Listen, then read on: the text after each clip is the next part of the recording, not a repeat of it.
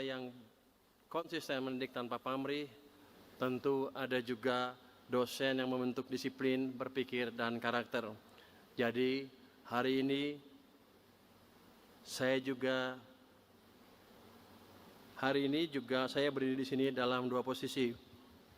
Saya sebagai Menteri Keuangan Republik Indonesia dan sebagai seorang ayah yang anaknya ikut di wisuda di ruangan hari ini.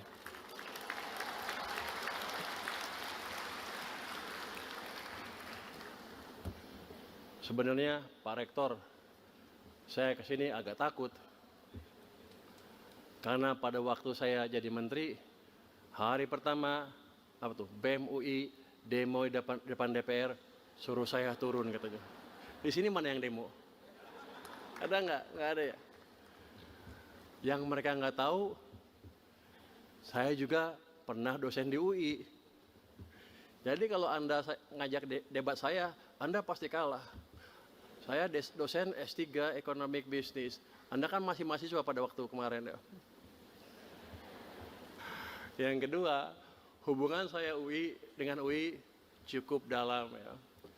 Waktu saya jadi ketua lembaga penjamin simpanan, saya mengalokasikan dana cukup untuk membantu program di Fakultas Teknik UI yang bekerjasama dengan Fakultas Teknik di Berkeley. Jadi kita kirim setiap tahun 3 orang UI ke Berkeley dan mereka mendapat apresiasi yang tinggi di Berkeley. Ini sebenarnya udah gelombang kedua atau ketiga mungkin kita kirim ke Berkeley. Tapi kan sekarang saya bukan di LPS lagi, bukan lembaga penjamin simpanan. Saya pindah jadi Menteri Keuangan. Saya pikir uang saya sedikit, tapi ternyata uang saya lebih banyak lagi.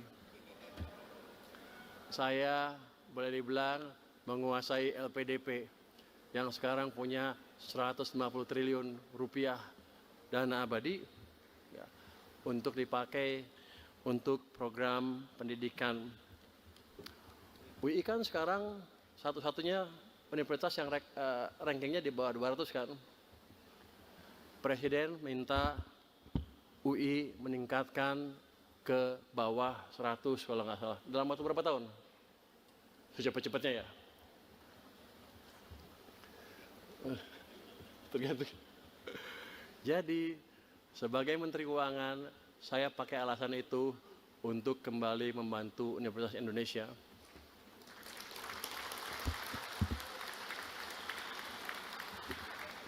Kalau tadi Anda lihat dana abadi ternyata baru 260 miliar ya Pak ya. Masih kecil. Kecil ya. Untuk tahun ini lewat LPDP kita berencana, boleh ngomongin boleh kan ya. Biasa Menteri Keuangan ini, anak buah saya nggak bisa marah sama saya. LPDP di bawah saya, kalau dia ribut saya ganti dia kepalanya. Tahun ini kita rencanakan memberikan bantuan kepada Fakultas Teknik ya itu, apa UI semua. Fakultas Teknik itu sekitar 100 miliar rupiah. Jadi nanti BEM jangan protes lagi. Dan sekarang di titik ini ada satu pertanyaan yang mesti kita hadapi bersama. Anda mau jadi apa bagi sistem yang lebih besar, yaitu NKRI?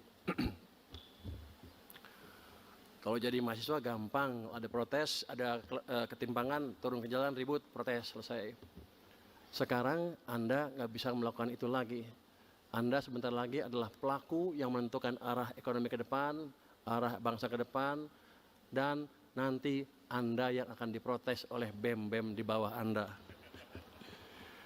Jadi kalau Anda cerdas, ajarin mereka, ke depan jangan banyak protes, belajar aja gitu.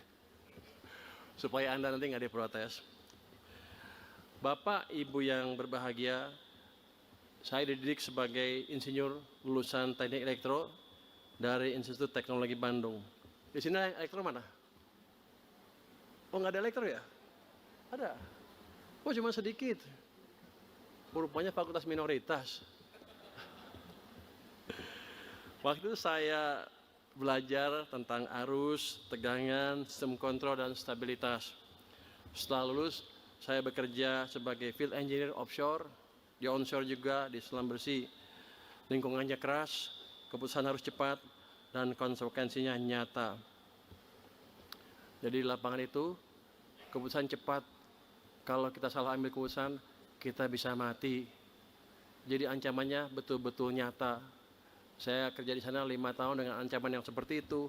Maka ketika ancaman dari BEM UI suruh mundur, ya gampang, paling mundur. Kecil itu.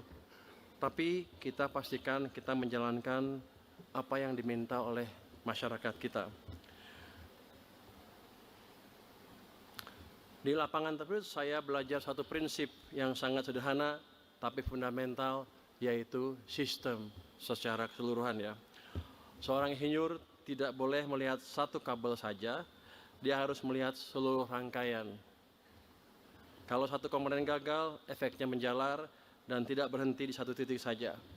Jadi ketika saya memutuskan pindah bidang dan mengambil MSc serta PhD di bidang ekonomi, banyak yang bertanya, kenapa?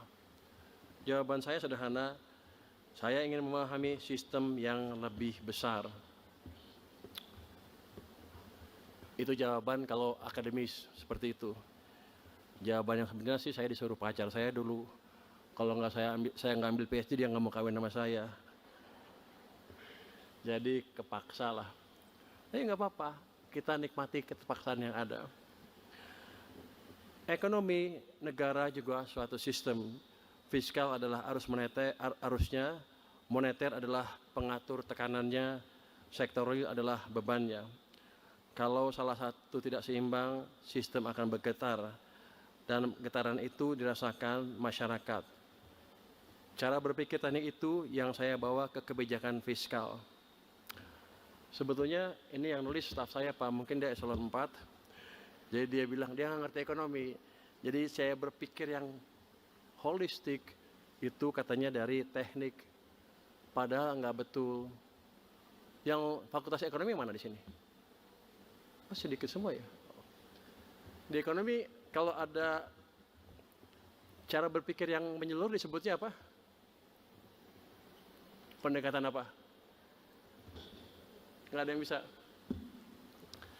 Kalau Anda mungkin baru belajar ilmu ekonomi sepotong-sepotong, itu kita bilang partial equilibrium approach. Tapi kalau Anda udah jadi pengambil keputusan nanti, Anda harus mengambil approach secara general equilibrium, di mana semuanya dihitung, kejutan di satu titik akan mempengaruhi ke tempat lain. Itu harus Anda hitung terus-menerus. Jadi mungkin sekarang ilmu Anda belum cukup karena baru S1, jadi yang mau belajar terus, dalami terus untuk memahami hal itu. Indonesia masih membutuhkan orang-orang pintar lebih banyak lagi. Kalau kita lihat, ini nggak ada slide ya? Kalau di sistem kenegaraan, kalau belanja fiskal lambat, dampaknya bukan cuma di angka laporan, dampaknya ke likuiditas perbankan, ke kredit UMKM, ke daya beli masyarakat. Ini nggak bisa lihat slide saya, nggak ada ya? Anda mungkin tahu